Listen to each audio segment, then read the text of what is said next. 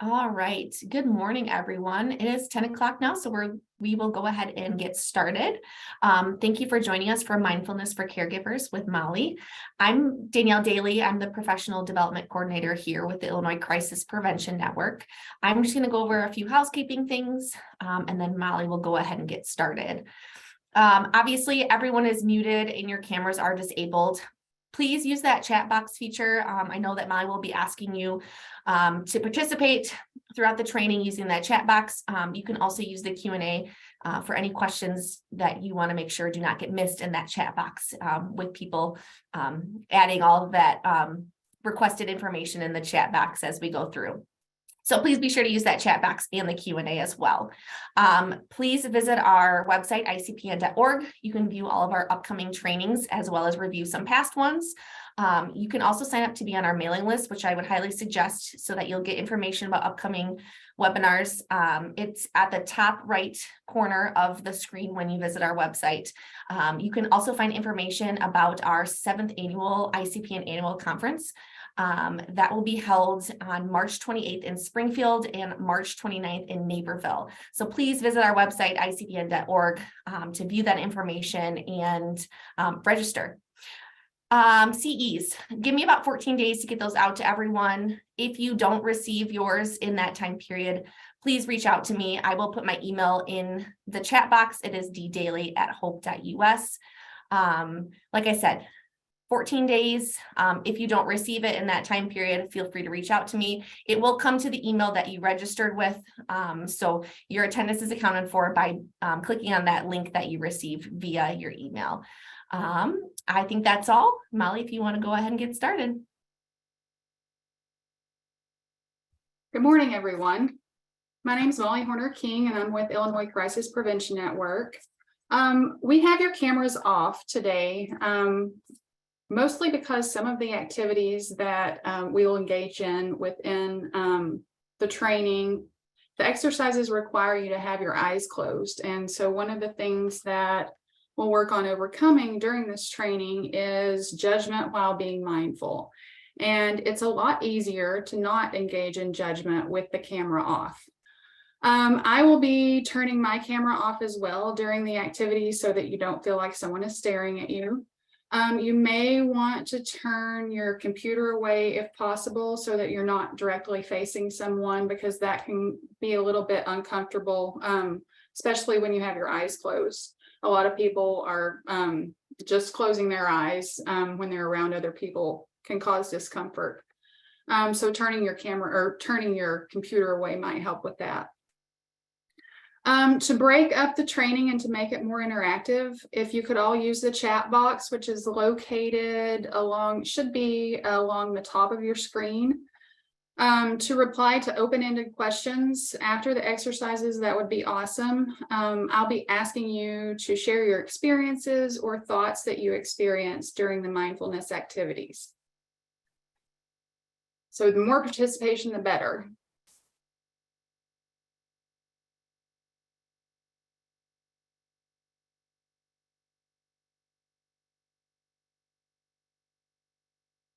So first of all, why be mindful? I first learned about mindfulness as part of the ACT therapy framework. I took a workshop from Steve Hayes, who's the founder of acceptance and commitment therapy, around 15 years ago. The teaching strategy that he uses to teach ACT is to have the therapist learn to use the therapy, go through and participate in the therapy themselves, learning to use the strategies as their clients would.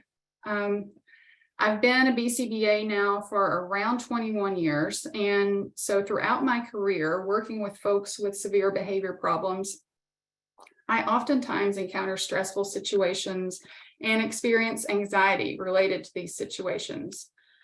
Around the time that I took this workshop and shortly thereafter, I found myself often worrying about work stressors when I wasn't there.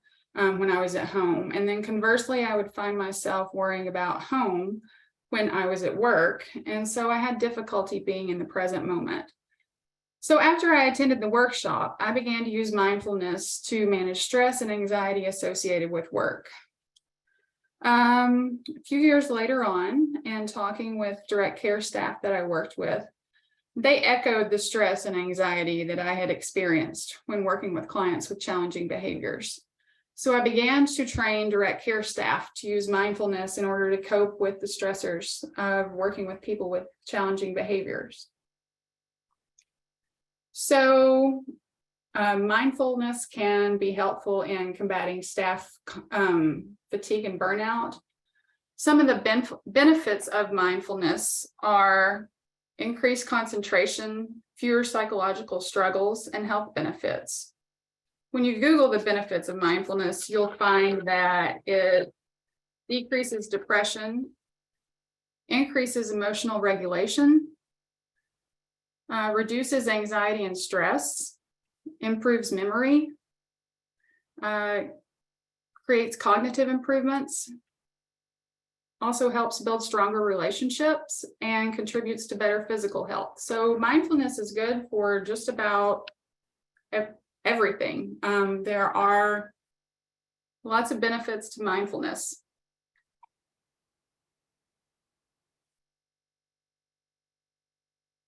So right off the bat, if we could practice using the chat box, if you don't mind, list any experience that you have using mindfulness in practice with clients in your own life, or just let me know if you're a novice. Let's use that chat box to try to get to know folks.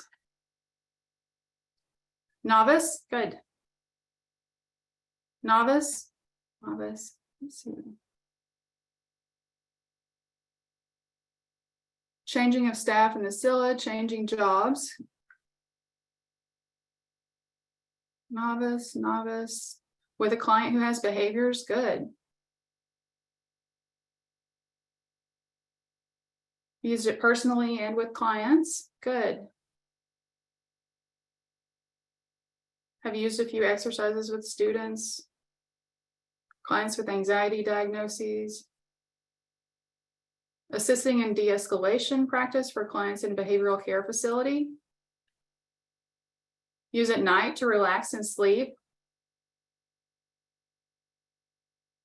Personally and with clients.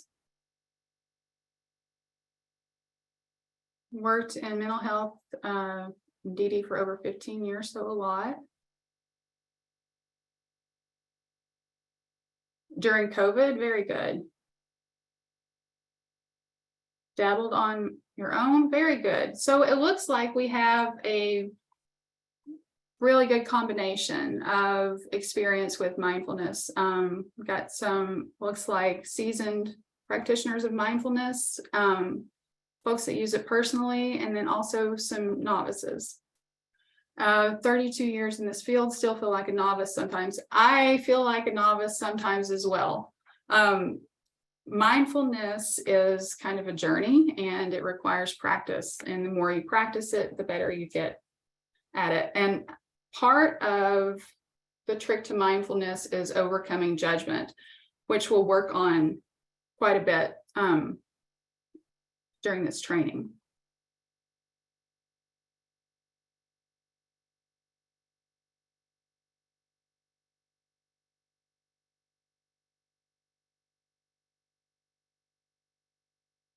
So research on mindfulness. There's a ton of research on mindfulness and its benefits, but some of those that stand out to me because of the population the research was conducted with, or because of the unique benefits, are these studies.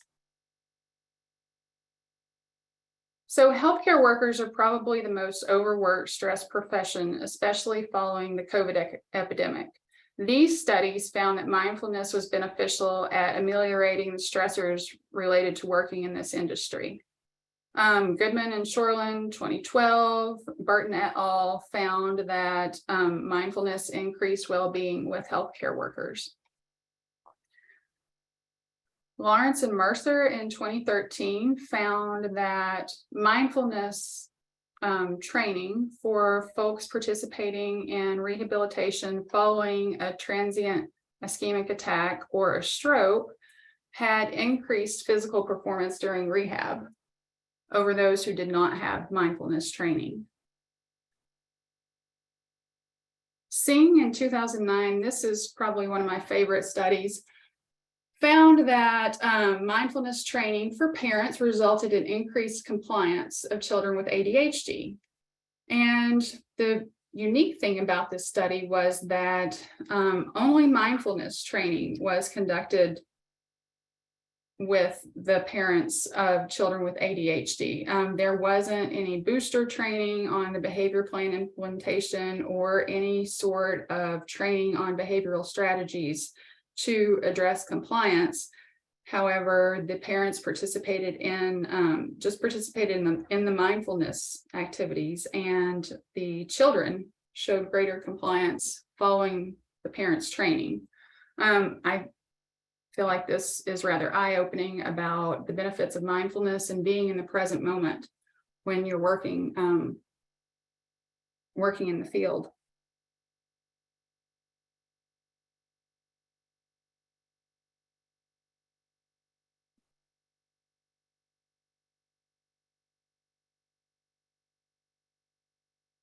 So what is mindfulness? Many people argue over what is mindfulness, and oftentimes the word is misused. But in the grand scheme of things, and for the purposes of this training, when we talk about mindfulness, we mean being in the present moment, not worrying about past interactions or future ones, but being in the now. And why should we do this? And it's found that people suffer less in the present moment.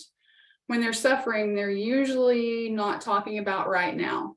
They're usually either worrying about past painful experiences and thinking about those, or they're worrying about experiences that might happen in the future, rather than just being in the right now. Sometimes the term mindful is confused with remembering something or keeping something in mind, but that's not how we'll use the term in this training. And it's often not its meaning during the therapy framework, but you'll run across this misuse occasionally. But really, for the purposes of this training and for the purposes of like talking about mindfulness within therapy, we're talking about being in the present moment. So what is mindfulness? Being in the present moment. It's being aware of what's going on in your immediate environment, including thoughts. It is a way of observing our experiences, including those painful and alarming thoughts that we might have. And it's also a way of observing or noticing thoughts and experiences rather than trying to avoid them or accidentally avoiding them. So it is observing those experiences, observing those thoughts, facing them rather than engaging in that flight response and trying to avoid. Mindfulness also includes observing our thoughts and observing our emotions without judging our thoughts and without judging our own reaction. So rather than having a thought and then reacting to it emotionally or letting your thoughts build, it's more of a way of just noticing the thoughts as they occur. And eventually it becomes almost as you're observing them as somewhat of an outside observer. If you can become truly mindful, alarming or painful thoughts that you have will have less and less of an effect on your internal states and also on your future thoughts. So that's really the goal of mindfulness. Mindfulness is based on Eastern meditation. When we're being mindful, we're paying attention and we're directing our focus. It involves observing but not judging or evaluating your thoughts. It also involves expanding or making room for your feelings. So when you have a thought or when you have a feeling, You're not trying to avoid it or not feel it or not think about it. You're simply observing it, noticing it, making room for it, hopefully, and being aware of it until it passes. And awareness of thoughts is different than thinking about it, or as they'll refer to it within mindfulness or within ACT therapy, it's different than getting caught up in it. And we'll talk about owning a thought versus having a thought in a little bit, and how to frame this to help us think more about thoughts. When we're mindful, we're expanding and we're willing for the feeling to be present. We are willing to be there with that feeling, even if it causes emotional distress or painful memories. So we're just noticing the thoughts.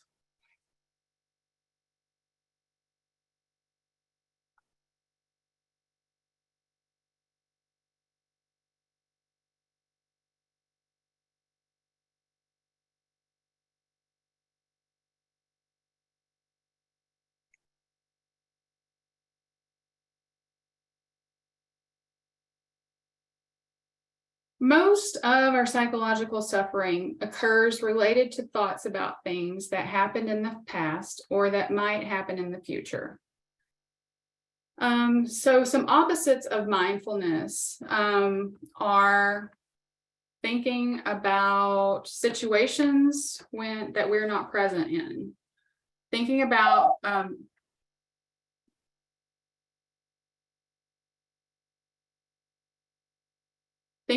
past experiences that you may find yourself getting caught up in. Thinking about things in the future that you worry about or get caught up in. Most of the time when we are suffering, we are engaging in thoughts related to not right now. So some examples of mindfulness or opposites of mindfulness that I engage in. So I often put a lot on my plate as far as work and home and extracurricular activities for my kids, obligations for taking them places. I always have a lot piled on my plate, and when I'm the opposite of being mindful, I often find myself thinking about work when I'm at home. And then I also find myself worrying about things related to home and family when I'm at work. So when I let myself get carried away with this, I often find that I'm never in the present moment. So engaging in mindfulness activities helps with this and helps me be more grounded in the present moment. And I will go over some mindfulness activities that you can do anywhere in any setting. You can use them at work, you can use them at home, you can use them for just a few seconds up to a number of minutes. So using the chat button, what are some examples that you all have where you think you might like to be more mindful? Being present?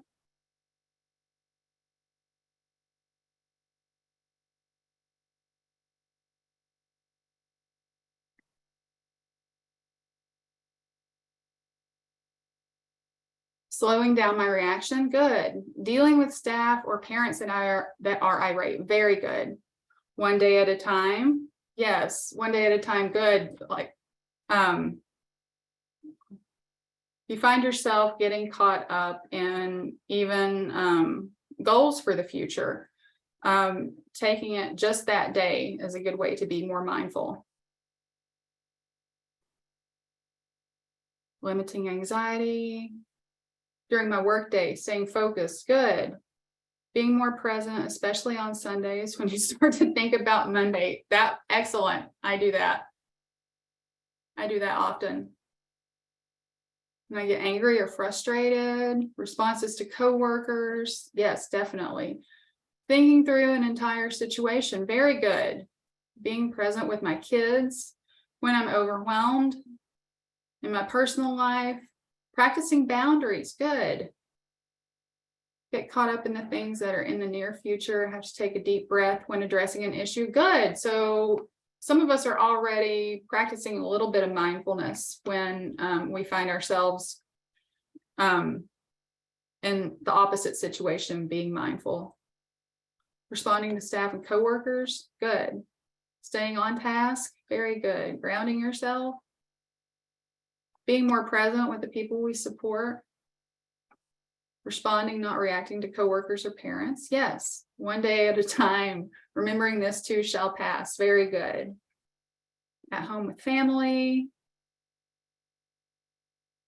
Keeping focused at work, being aware of emotions and distractions once at home. Very good. And my work, and then also when talking with direct care staff, when you're working with people with severe behavior problems, oftentimes people say that like they want to, like when they come home, they're not really in any shape to interact with their family right at that moment, and they feel like they need to veg out. So that's when I teach them, well, you can do some mindfulness strategies right when you get home, so that you put on a better face, and so that you're more present for your family when you're around them. Personal life, focusing 1 hour at a time. Good, very good. 1 hour at a time. Transitions between work and home. Yes, same here. Driving, texting, cleaning, etc. Yes. Oftentimes our tasks become so cumbersome. In all conversations, being more present, very good. Reducing stress. Awesome responses. These are all excellent examples of when we could be more mindful.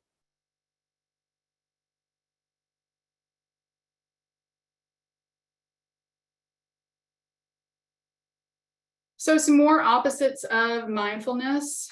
Like I said before, most of our suffering occurs related to things about future or the past. And there's evidence that we are the only animals that do this. When you're like, your dog doesn't do this, they're not worrying about being scolded for the accident that they had the day before, or they're not worried about people being on time for things. There's evidence that we are the only animals that do this, and this ties back to our verbal abilities. Most often when we're suffering, we're not in the present again, like I said before.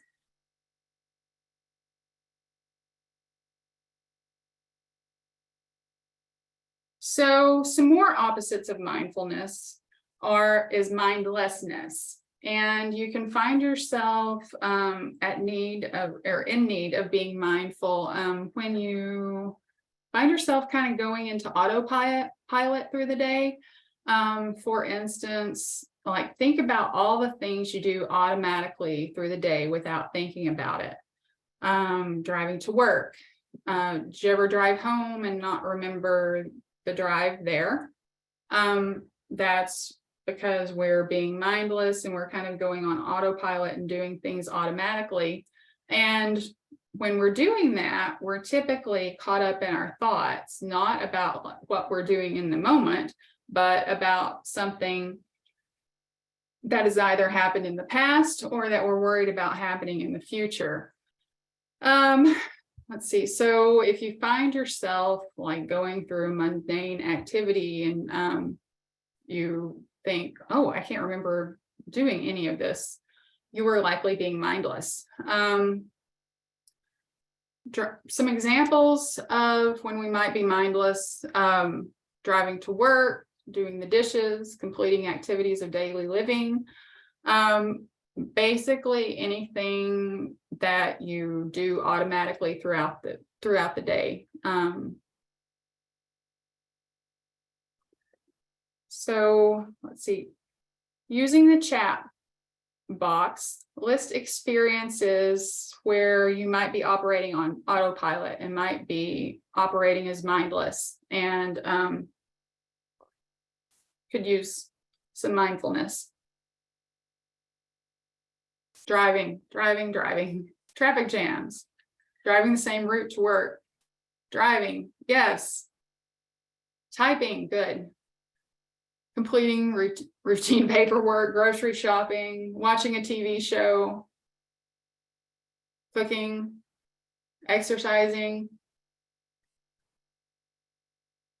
doing simple activities at home, cleaning the house, talking with coworkers, doing chores. Yes, all great examples. Let's see, long staff meetings, driving, TikTok. Yes, someone said exercise. I find myself struggling with mindlessness during exercise, because when you're doing the same repetitive motion over and over again, it's easy to go on autopilot and get caught up in your thoughts. Playing a musical instrument, driving, online screen time, very good. These are all very good examples of where we might be kind of kick into autopilot and not be mindful during our day.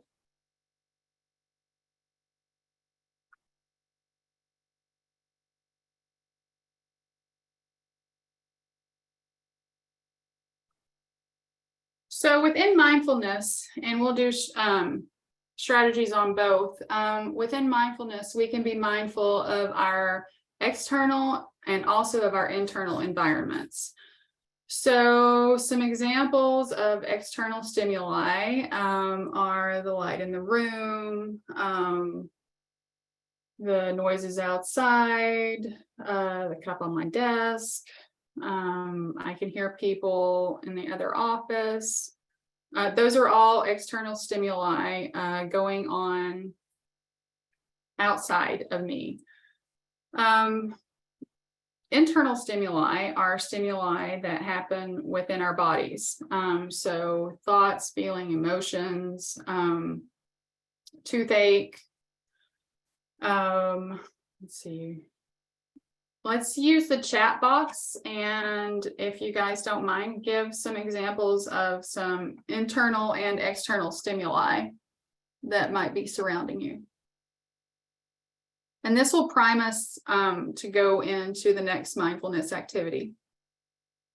Home drama. Hungry, good. Hungry is a good internal stimuli. Hunger, pets, external, good. Coworkers, external. External, we're in cubes, everyone talks loudly. Anxiety, worrying, yes, internal. Email notifications, external, and then the thoughts that you have about those email notifications are internal. Phone, to-do list, external. Daydreaming, internal, good. Hearing multiple conversations around you, good. All noise and devices. Music playing in the background. The weather. Loud neighbors. My toddler and baby both constantly screaming, definitely external. And then I would have internal, kind of an internal dialogue about my children. Noises around the office, loud noises, self-image. Loud TV, staff entering the office, irritating noises, leaf blower, sawing, etc. Phone ringing, worrying too many people needing attention.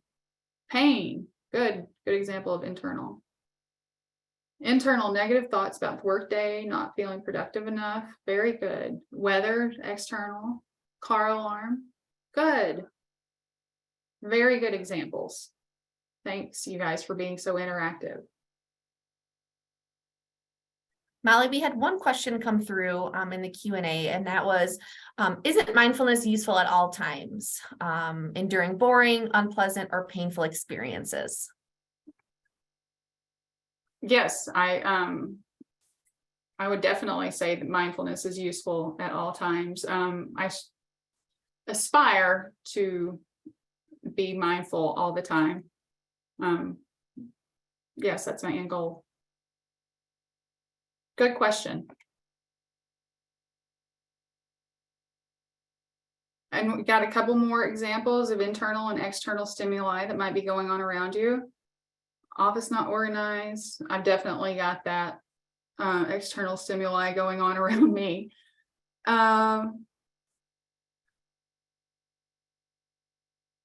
Is there any value to daydreaming or being aloof with thought?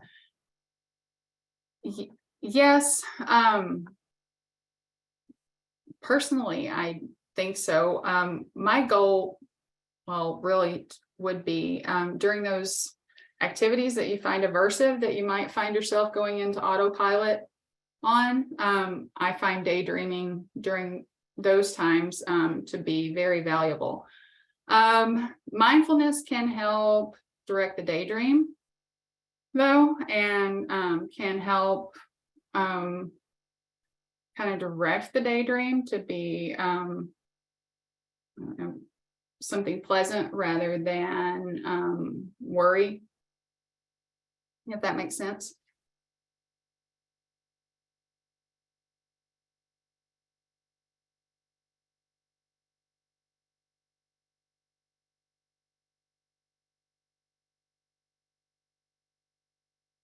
And you bring up a good example or a memory that I had of working with a client who did not enjoy doing the dishes. She found it really aversive.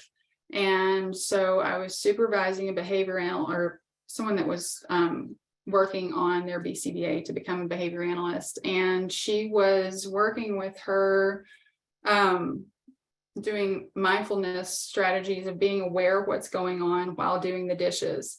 And I remember having a talk with her and, with my student and saying, if this person finds this really aversive and really unpleasant, what is the harm of letting her go on autopilot or maybe daydream while she's doing the activity?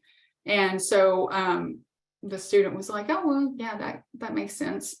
So then we scheduled doing mindfulness during some activities that were more preferred for the client. So very good example.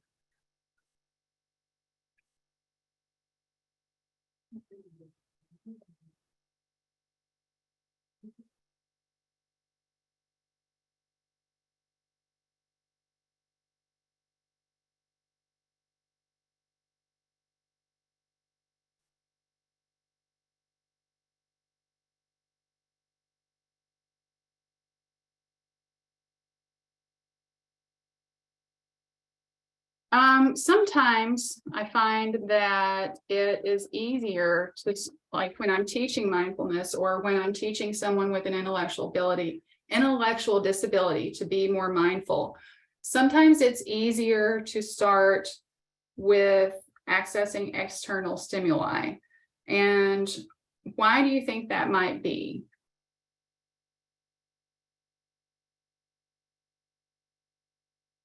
Why do you think it might be easier to start with noticing external stimuli, like with someone with an intellectual disability? Why do you think it would be easier to teach them that? Easier to control or manipulate or change. Sometimes it can be tangible, reduce environmental distractions, get the individual to find a focus point, easy to discern. Isn't on them to create. It's a visual situation. Yes, very good. So one big reason is that the person's external environment is available to us too. So teaching internal environments or teaching awareness of internal environments is an abstract concept, exactly. So we can all access what is in the external environment, but can we see inside our clients' heads to see what their thoughts are? No. And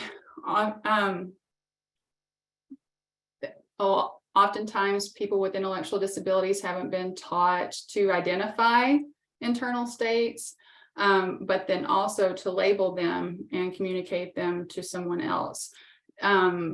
They may not have been taught to identify emotions or to label them. We can watch and observe their body language. Good.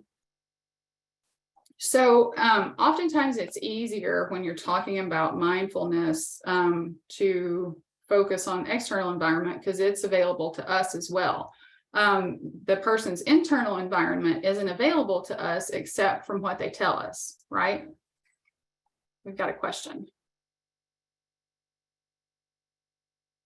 Have a client with health anxiety and her internal stimuli has caused heightened anxiety, thinking something is wrong.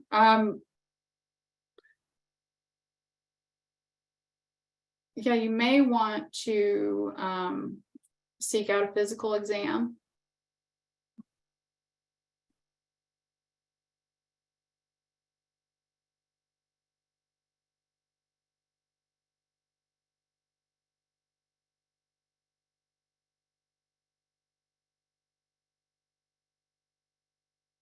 So in the next few exercises, we will go over mindfulness strategies that access external stimuli and then also those that access internal stimuli.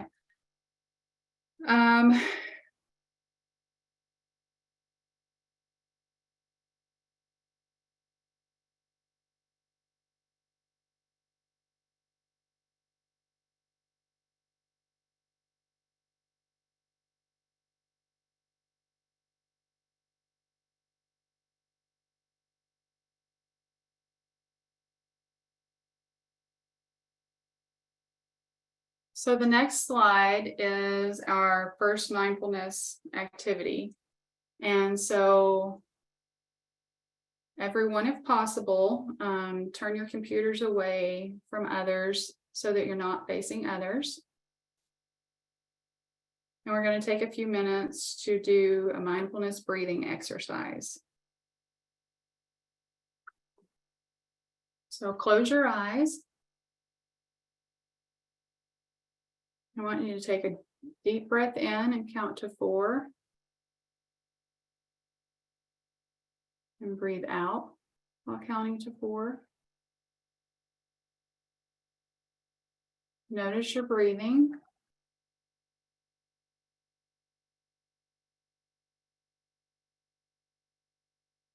Notice the rise and fall of your rib cage while you're breathing. Take a deep breath in and count to 4. And breathe out and count to 4.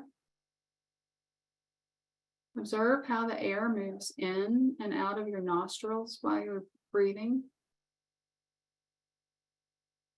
Notice the feeling of the air going through your nostrils, back through your throat. Notice how your lungs expand as you breathe in.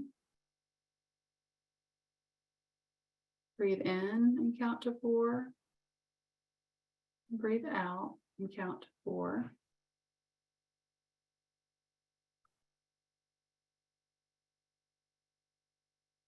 Feel the air fill your lungs and follow the air back out as the lungs deflate.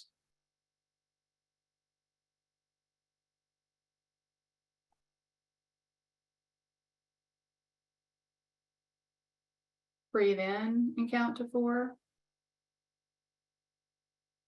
Breathe out and count to 4.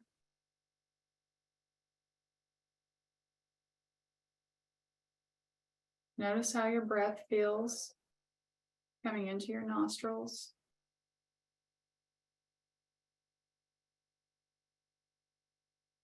Observe how the air moves in and out of your nostrils.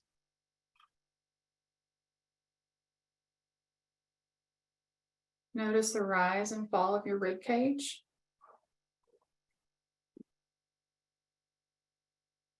Observe how the air moves in and out. Notice how your lungs expand as you breathe.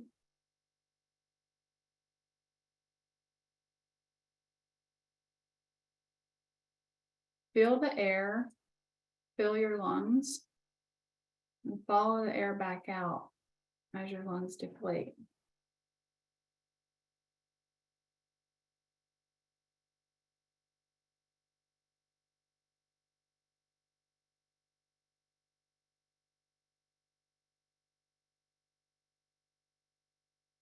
Take a deep breath in, and breathe out.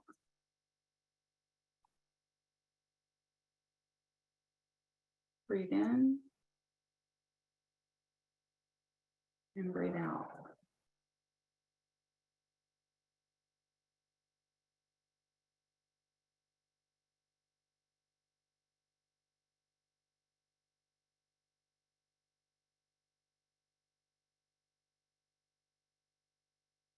Okay.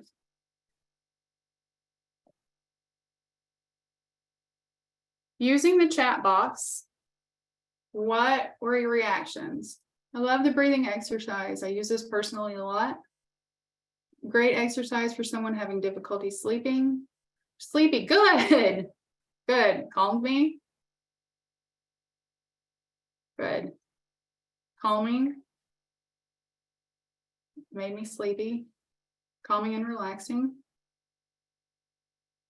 Controlled breathing helps slow down anxious thoughts. Ready for a nap. Relieve tension. Very relaxing. Slows your thoughts down. Helps with the stress. Relaxed. Relaxing, but didn't stop me thinking about other things.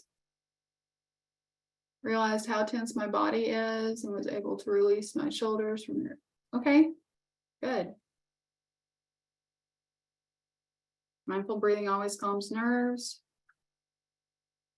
Yes, the Apple Watch does have an app that guides you through this and reminds you to do it daily.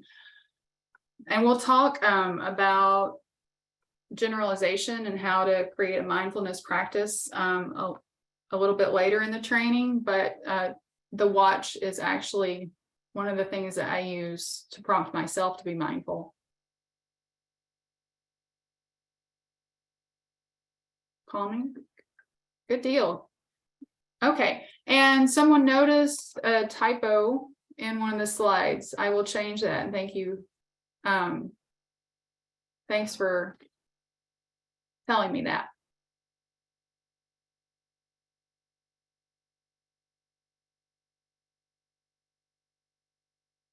Okay, someone reports feeling energized. Good to help with paying attention to all your senses. Good.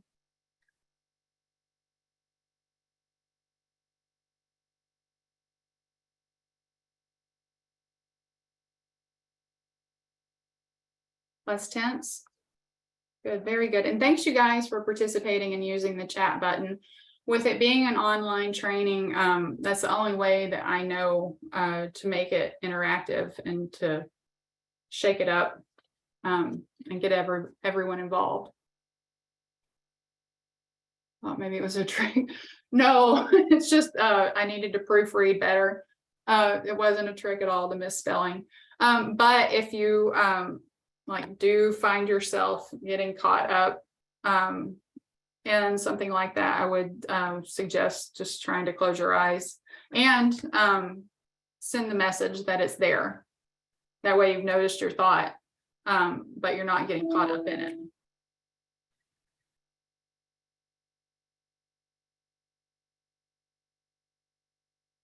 Okay, here's an excellent question. I work with a lot of psychiatrists and they call that exercise 4x4, but I was also taught 4-7-8. Breathe in for 4, hold for 7, breathe out for 8. Do you think one is better over the other? Not necessarily. The reason that I do the 4x4 is it helps me to focus on breathing when I count. And it helps direct my thoughts more when I'm counting. I found that, and 4 is just an arbitrary number. I've when I was trained in behavioral relaxation, I think they count to 3. But I found that maybe I count too fast and that wasn't long enough to relax myself. I don't necessarily think one is better over the other. If you're able to focus on breathing without counting, then do that. I've just found that the counting kind of helps direct my thoughts and prevents me from getting caught up in my thoughts while I'm breathing. Because if I'm just breathing, I'm usually a thought takes over.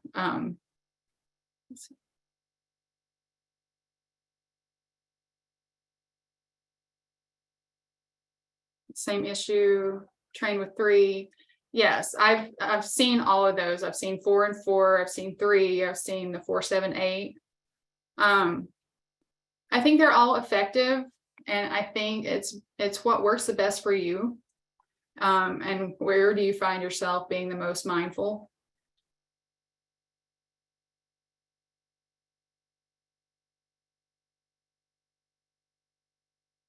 I have attended a workshop where and I think it was the Hayes workshop where he talked about how it doesn't need to be necessarily deep breathing, and you don't need to overthink the breathing, because sometimes we lose the mindfulness when we get too like worried about the breathing, or if we're doing the breathing correctly. So rather than judging how you're breathing, just do what works best for you.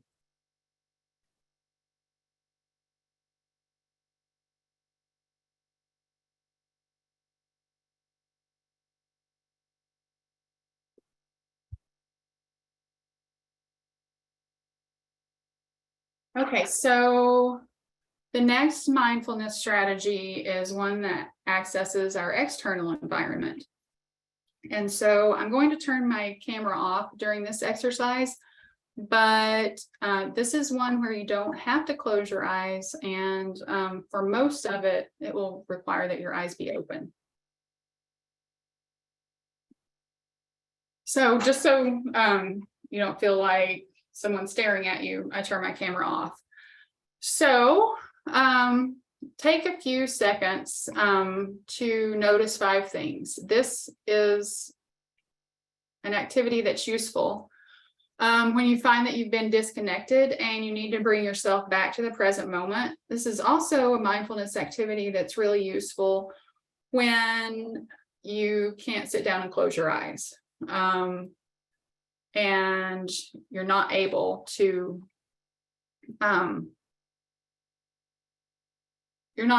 sit down and do deep breathing, or if you're not able to even take a full minute to be mindful, you can do notice 5 things for just a few seconds, and that will bring you back to the present moment and help keep you grounded. Notice 5 things is a really good mindfulness activity to use if you're in like an emergency situation and you start to feel dysregulated and disconnected. It's a way, and like when you're in a crisis, things can start to become surreal. So if you like find yourself disconnected and for instance, might be panicking or hyperventilating, notice 5 things is an activity that you can do to bring yourself back really quick and back to the present moment when you're experiencing trauma. So we're going to take a moment and look around and notice 5 objects that you can see. It doesn't matter what the objects are. If you have a pencil and paper, write down those objects.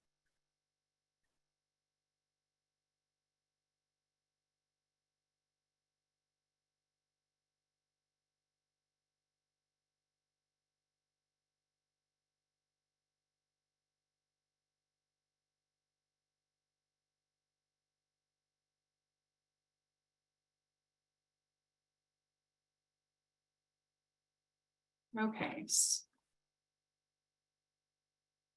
Okay. Some responses in the chat box.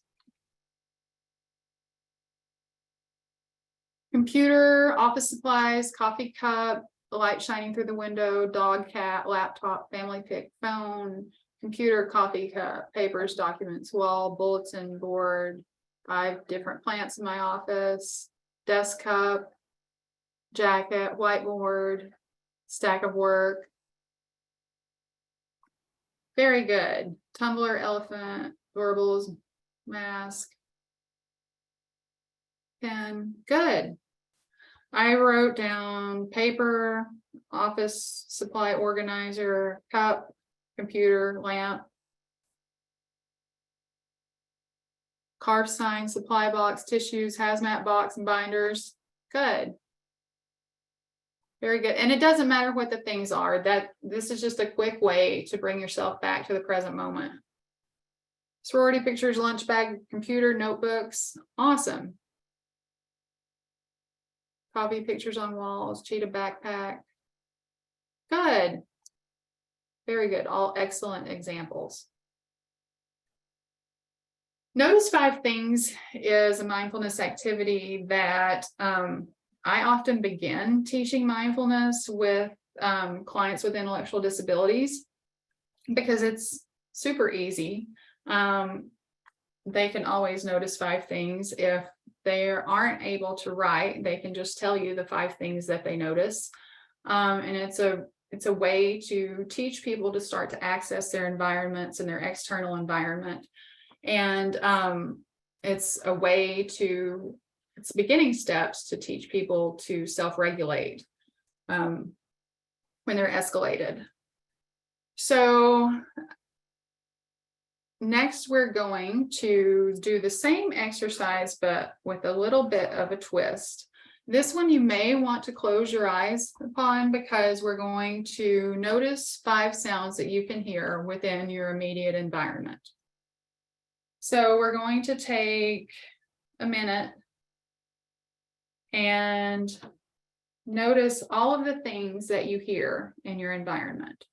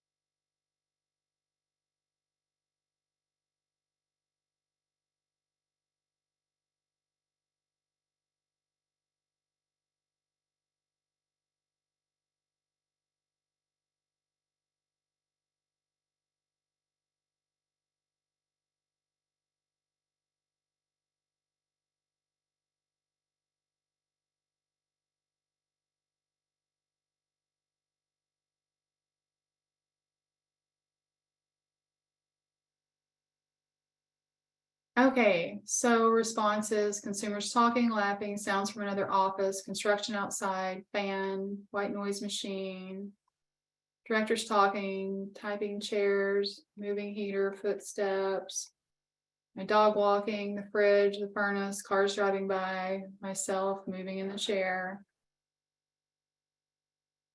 someone on the phone, paper shredder, furnace typing, someone's keys, dog snoring, traffic, old house creaks.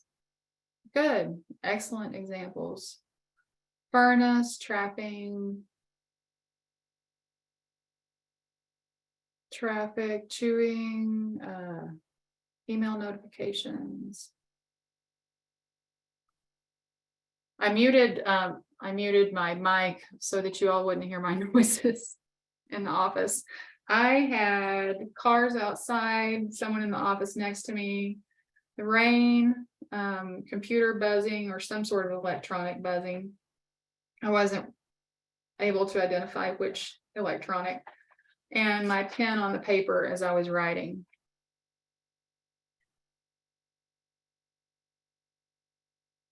Yes. Very good. So this too, heater, doors, footsteps, someone on the phone, yeah. So this too is a very good mindfulness activity to conduct with folks with intellectual disabilities. It might seem pretty simple, and it might seem like, oh, well, I'm not really doing anything. I'm just noticing the things around me, but it slows things down. It's a way to ground yourself or help the person that you're working with come back to the present moment. Next, we're going to do kind of a spin on this activity where it is noticing using your tactile senses to notice your external environment. So next we'll take a minute and I want you to write down 5 things that you can feel against the surface of your body.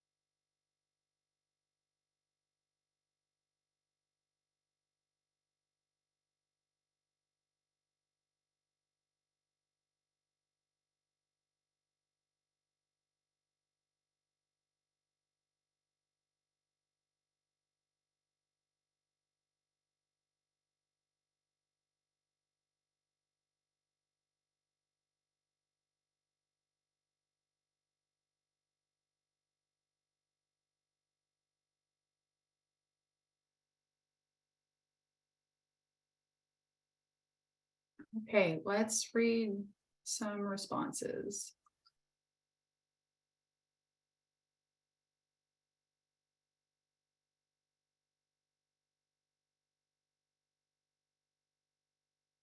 Clothes, earrings, shoes, rings, glasses, jacket, insides of shoe, keyboard on hands, pants, wind from fan, hair on cheek, earring against neck, clothes, shoes, foot falling asleep, watch, jacket, sleeves, seat of the chair, desk, computer keys, glasses on my face, clothes, glasses, rings, shoes, chair. Very good. Tight hair tie, soft clothes, pressure on of the couch, computer on my lap. Good. Glasses, socks, shirt, pants, hair. Shoes, feet on the floor, fingers typing, hair on my face. Good.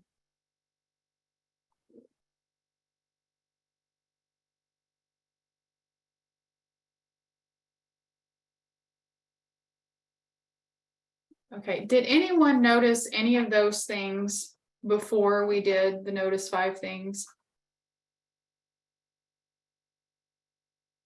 for the tactile senses? Oh, yes, good. I find that, unless I'm doing mindfulness activities, the tactile stuff doesn't stand out to me. Sometimes the auditory stimuli can kind of come to the forefront, not actively, but passively. Good. Okay, good. And sometimes I find that I don't notice the tactile stimuli until I sit down and try to notice them. Of course, the visual and auditory are easier, but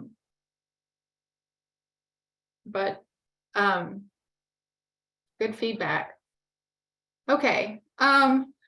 This is also an activity that you can do with individuals with intellectual disabilities. The notice 5 things for tactile works really well, and you may have to use an example of can you feel the rubber band on your wrist? Okay, so we're gonna close our eyes and we're gonna notice 4 more things like that, or some such example. Let's see. A variation that you can use on notice 5 things, and because oftentimes, like if you've done this every session, it can get a little old, and people may be like, I don't want to use my eyes to notice 5 things. So you can vary them a little bit. You can have folks, for instance, notice 5 things in their environment that are the color red.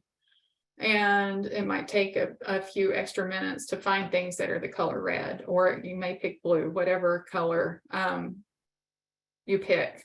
Or you could vary it up and have your folks notice 5 things that are rectangles, just to make it a little more difficult to find those 5 things, so that you're in the present moment longer and you're noticing your external environment longer.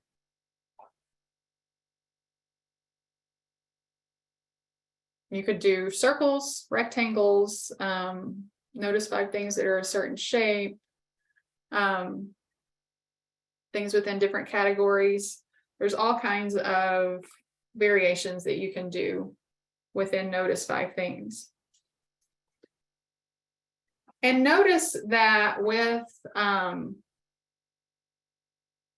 all of those, the person that is doing them is accessing their internal environment as well, because they all one relies on vision, one relies on your ears, and the other relies on tactile senses or stimuli.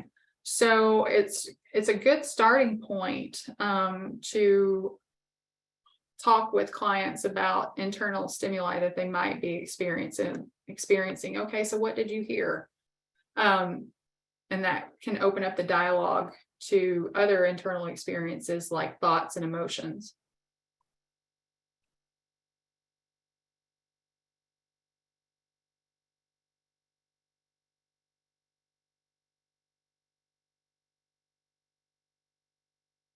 For those who can become overstimulated easily by external stimuli, can practicing mindfulness increase that overwhelming feeling?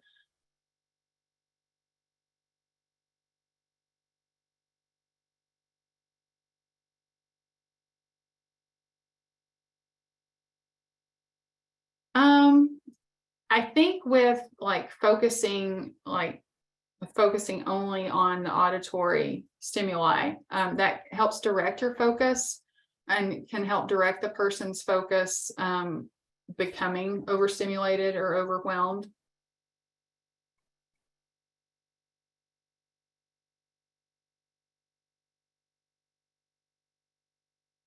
Many caregivers I work with are in a constant state of damage control or concern. Is there a tactic to get them to stop and work on these tasks? You mean, okay, so the caregivers themselves are in a state of damage control or concern. So mindfulness is part of the framework that we use within de-escalation. So I think maybe using it with the persons you serve or the clients that you work with, and like teaching them to self-regulate might be a good way to kind of get that avenue in, or to change the focus to something more proactive, if that answers your question.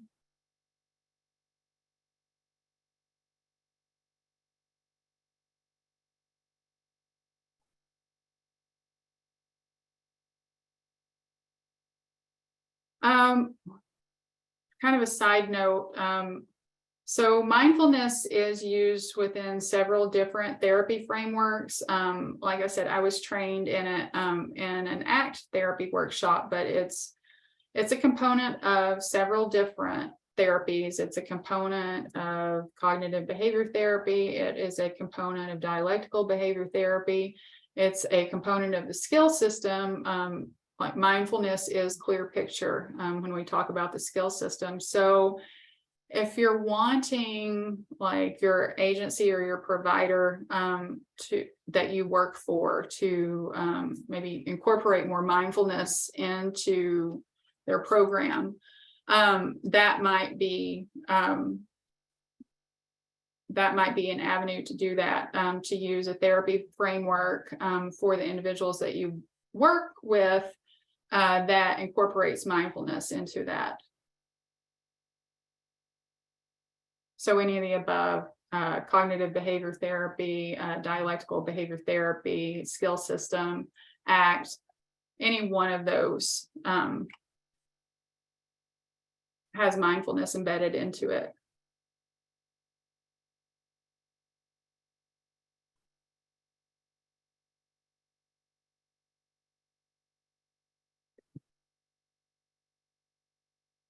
Molly, we did have a question come through. I know Okay. that you answered it already, but for those who can become overstimulated easily by external stimuli, can practicing mindfulness increase that overwhelming feeling? I did answer that. I think with guiding mindfulness and with using the strategies that help the person to focus, like, solely on auditory stimuli that they hear, or solely on the visual stimuli that they see, that that can help them from becoming overwhelmed.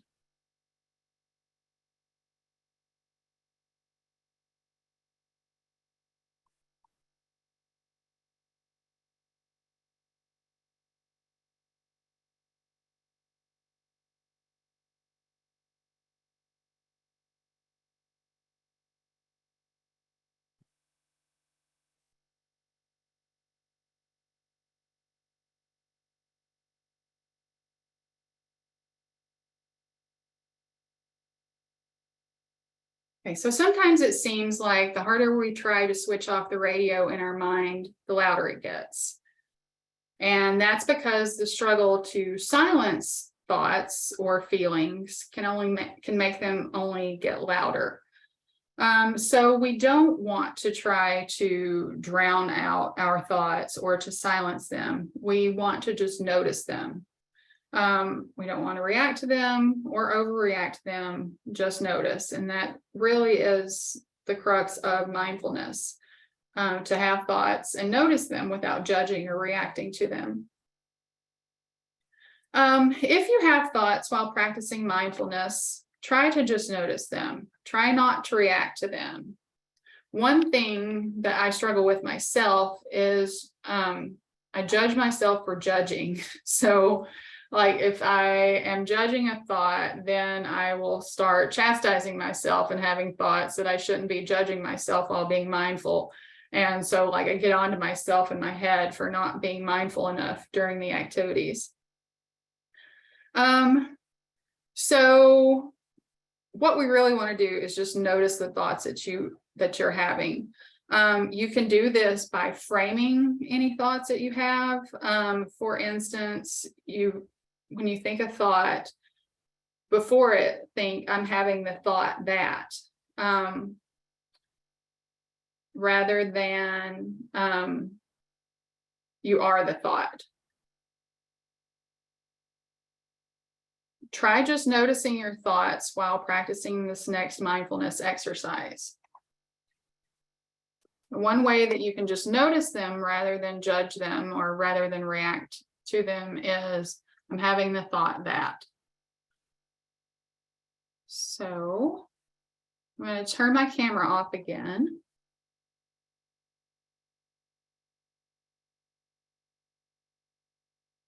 And we're going to do another mindfulness activity. And this one is called Leaves on the Stream.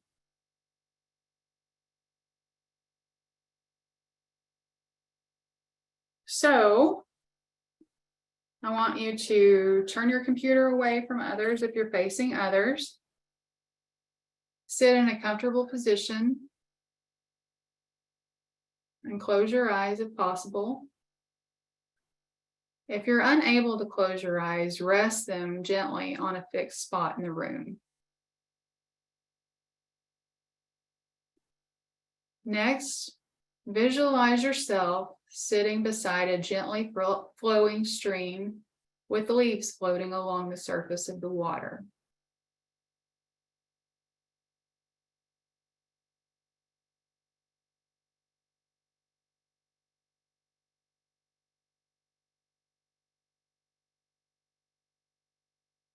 Take a deep breath while counting to 4. Breathe out while counting to 4. Watch the leaves roll down your stream.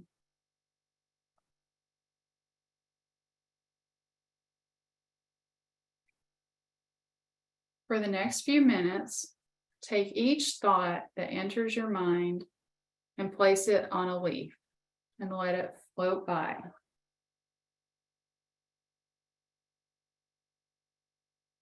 Do this with each thought,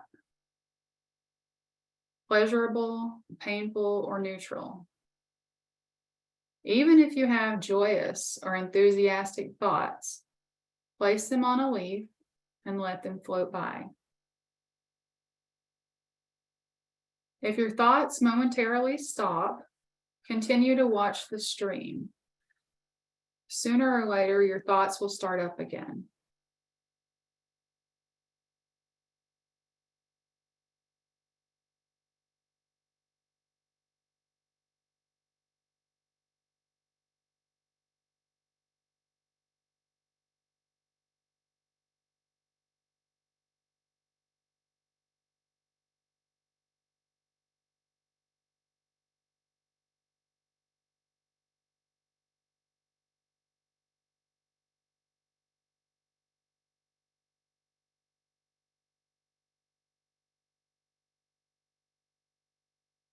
Allow the stream to flow at its own pace.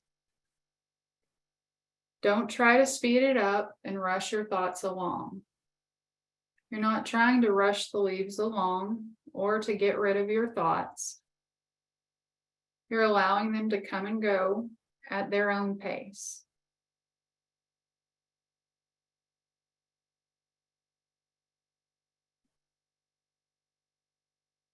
If your mind says, "This is dumb, I'm bored," or "I'm not doing this right," place those thoughts on leaves too and let them pass.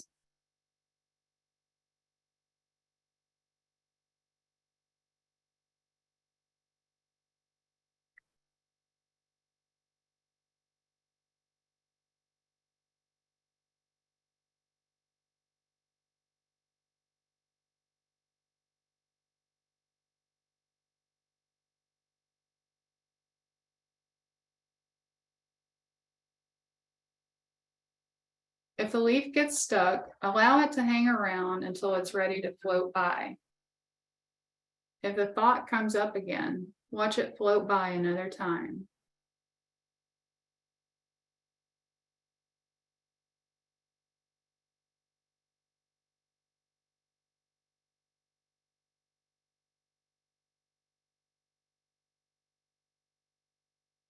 If a difficult or painful feeling arises, simply acknowledge it. Say to yourself, I notice I'm having the feeling of boredom, impatience, or frustration. Place those thoughts on leaves and allow them to float along.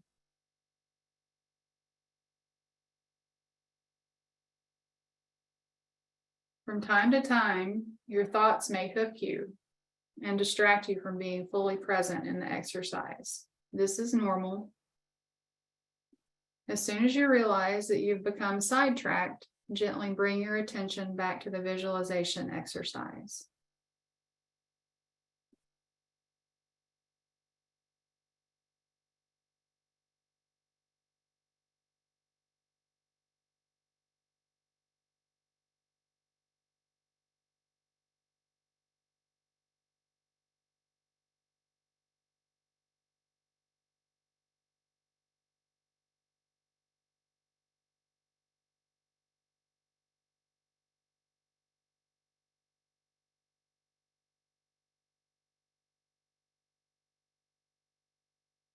Okay, open your eyes. Okay, use the chat box to share any experiences or thoughts that you might have had during the exercise that you're willing to share.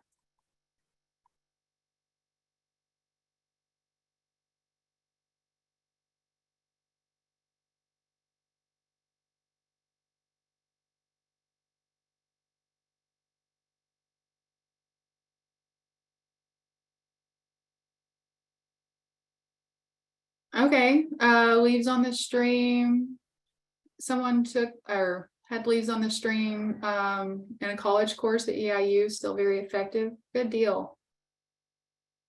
Visualizing nature is soothing. Struggled to stay on task. Good. Enjoyed it. It's relaxing. It's like sorting things out. I can never turn off the monkey mind. Good. Yeah, me either. Peaceful nature sounds. Wondering what I am going to prepare for supper. So the unmindful thought that I had when I was doing this was my Christmas tree is still up. I need to take it down. And then that rolled into the thought of, I wonder why my kids don't help me do this anymore. So anyway, that was an example of kind of my off-task thought.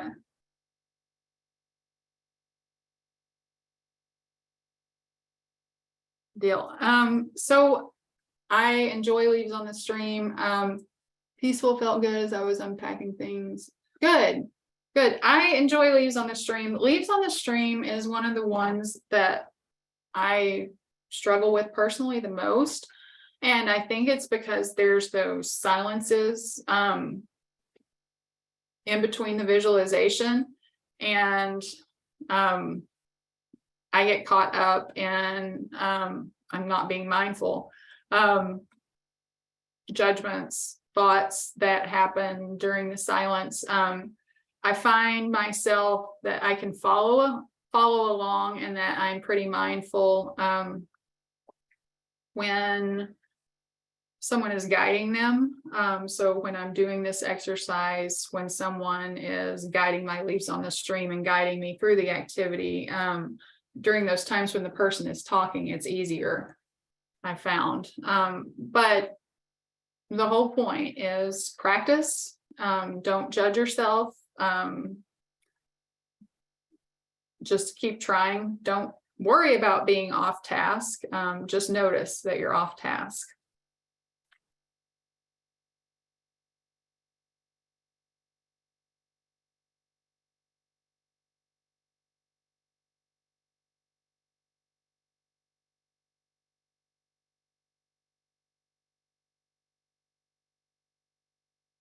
Okay, so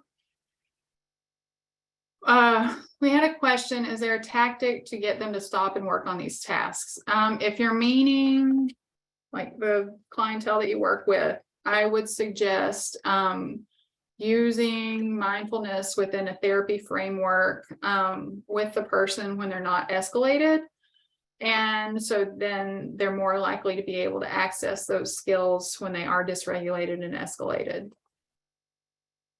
So working on mindfulness when things are just okay or when things are going well helps practice, and helps with that. It helps people be more likely to use it when they're escalated.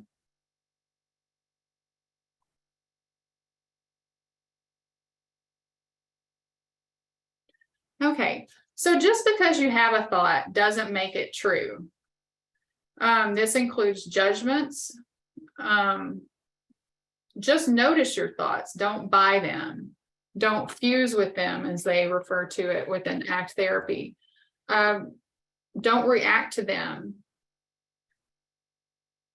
Use the framework, I'm having the thought that, before you say the thought. For instance, I'm having the thought that I'm a loser and I stink at this. Frames it differently than I'm a loser and I stink at this. That's kind of the difference between having a thought, noticing a thought, and buying the thought or fusing with that thought. Our thoughts are just thoughts, they come and go. They don't determine who we are. And just because we have one, that doesn't make up who we are. And it doesn't make it true just because we have that thought.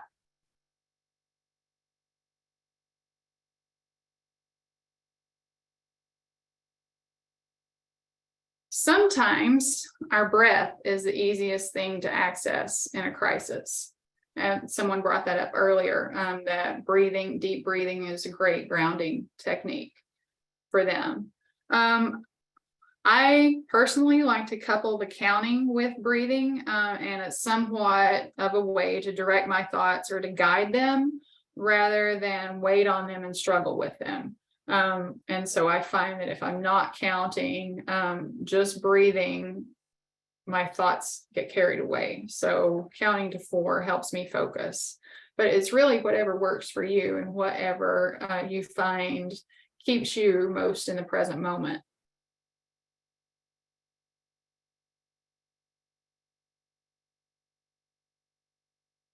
So some mindful self-talk. I don't like this feeling, but I have room for it. So that's a way to notice what you're feeling and but not react to it and not avoid it. That's a big part of mindfulness, is not trying to avoid thoughts, because that makes the struggle even greater. So just notice them. The thoughts are unpleasant, but they're just thoughts. I'm having the feeling of boredom, anxiety, anxiousness. I'm having the thought that I'm going to fail. I'm having the feeling that things are going to go wrong. Keep breathing. And when in crisis, breathe. We always have our breath, and sometimes it's the easiest thing to access. And when you're teaching self-regulation with the folks that we work with, starting with external stimuli and then focusing on breath is usually the route that I go.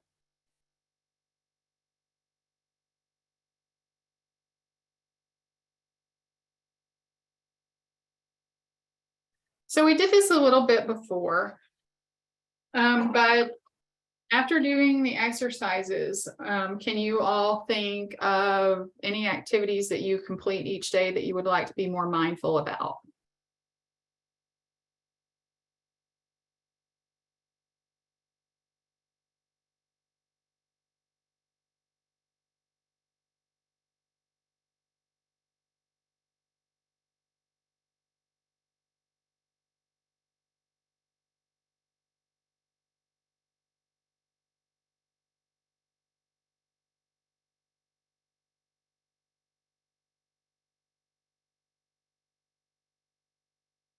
Mine comes down to, finances, good. Planning meals, good. Sometimes we can go into autopilot with things like that we do all the time. Paperwork, staying focused during routine tasks. Driving. Finding some time, good. Listening to my family when they are talking to me. Yes, we can sometimes get caught up in our thoughts when other people are talking to us, and then we're really not in the present moment. Interactions with staff, being more focused. Driving, good. I am really bad about not being in the present moment when I have a ton on my plate, and like when my family's talking to me, I can find myself caught up in my thoughts and not even having heard what they said. Being present with my family, good. Meditate early in the morning before you start your day, good. Interactions with staff, all very good examples.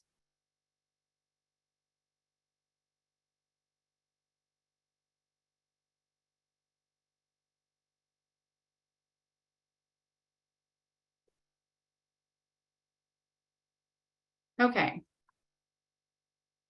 The next mindfulness activity focuses on some internal and external environment, and like combines the two. It's called awareness of the body. I'm going to stop my video and then we'll do this one last exercise before we finish. So close your eyes.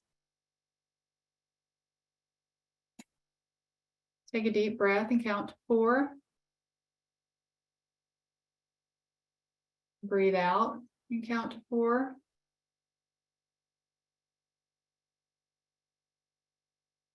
Notice what position your legs are in.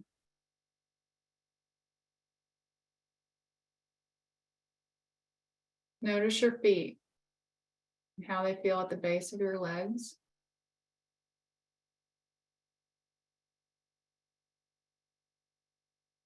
Going up through your calves. Notice how your legs feel while you're sitting.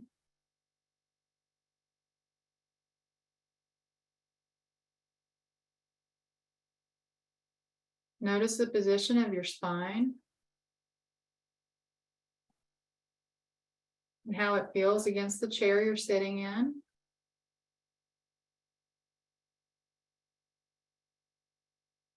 Notice the rhythm, speed, and depth of your breathing.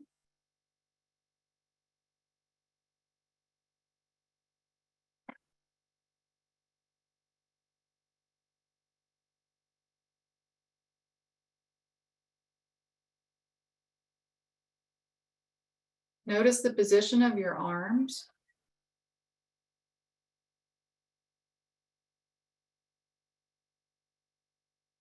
Take a deep breath in. And breathe out. Notice what you feel in your neck and shoulders.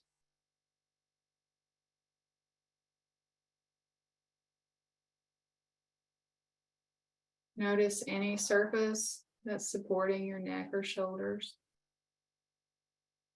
or if there is no support.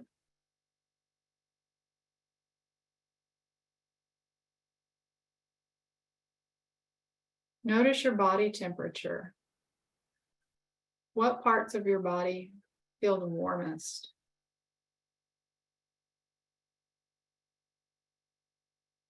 What parts of your body feel the coolest?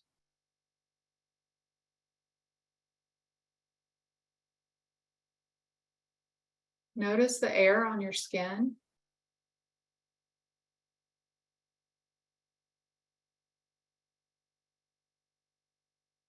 Scan your body from head to toe and notice any stiffness, tension, or discomfort.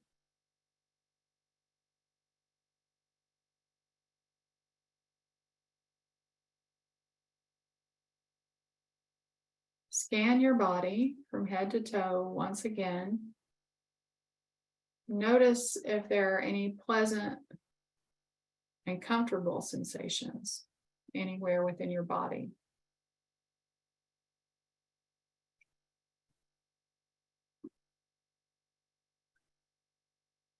Keep breathing.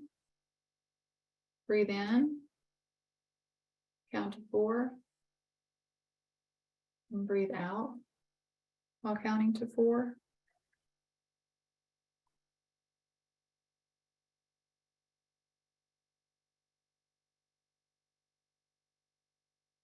Okay, open your eyes.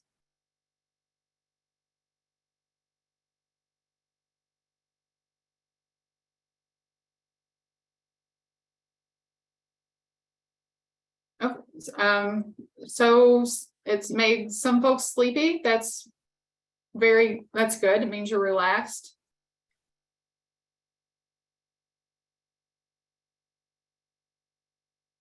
I often use breathing techniques to help myself fall asleep.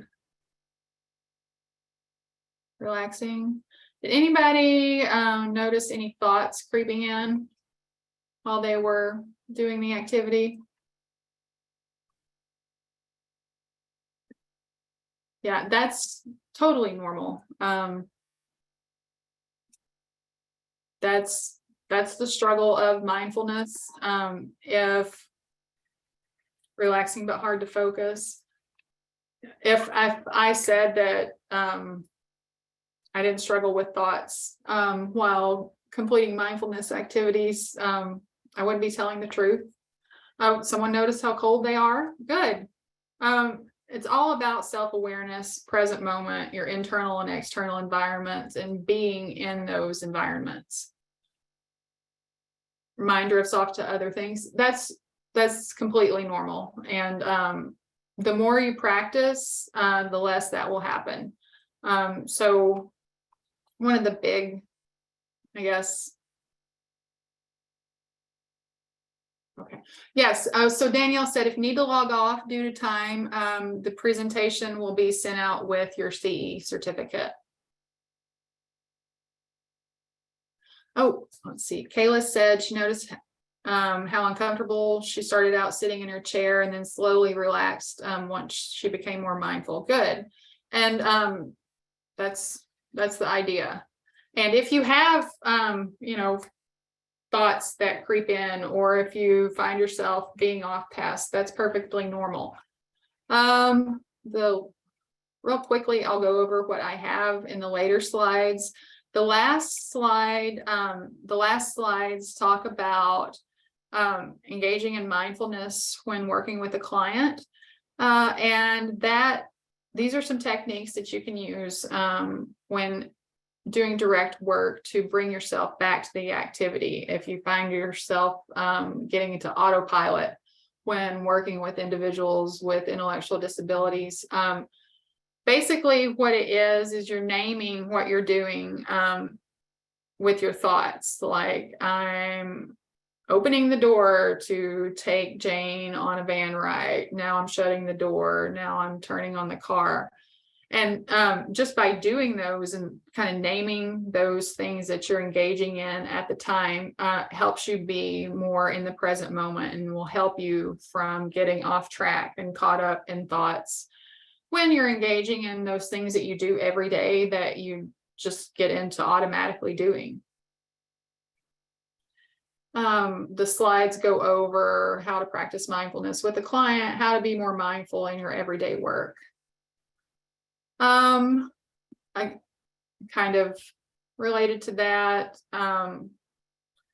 It talks about if you practice mindfulness with a client on your next break, find a quiet spot and analyze the effect that providing yourself with a commentary of what you were doing had on you. Did you notice things with the client that you hadn't noticed before? Did you notice things about the activity that you hadn't noticed before?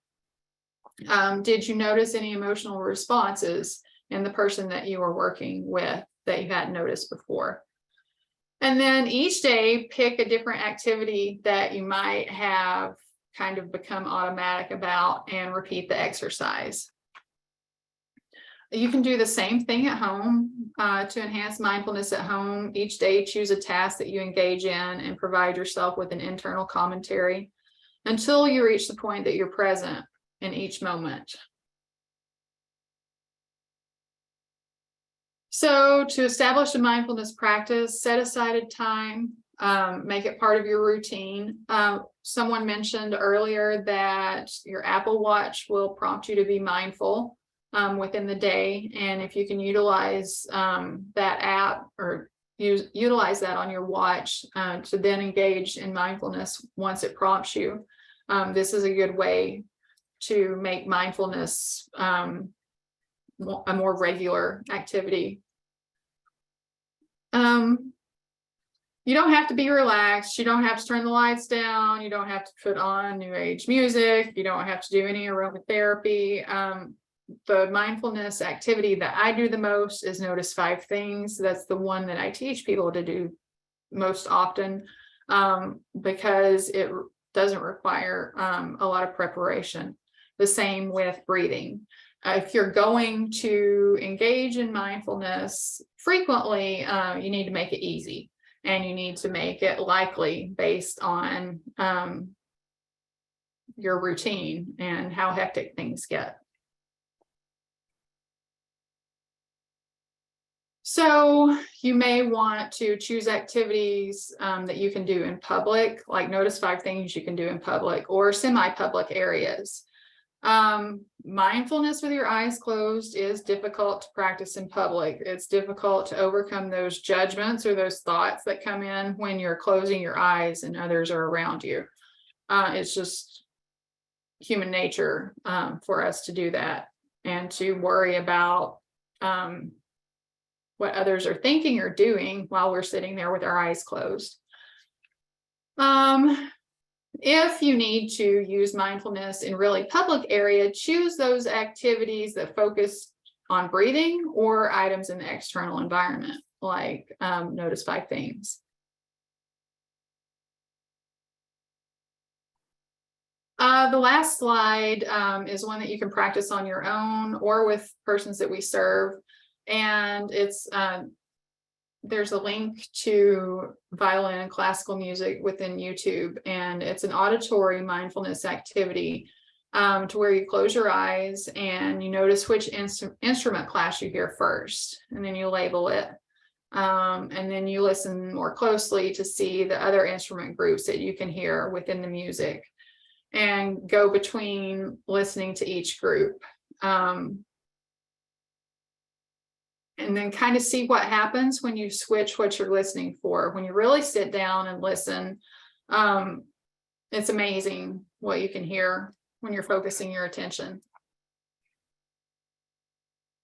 Okay, and that is all that I have for today.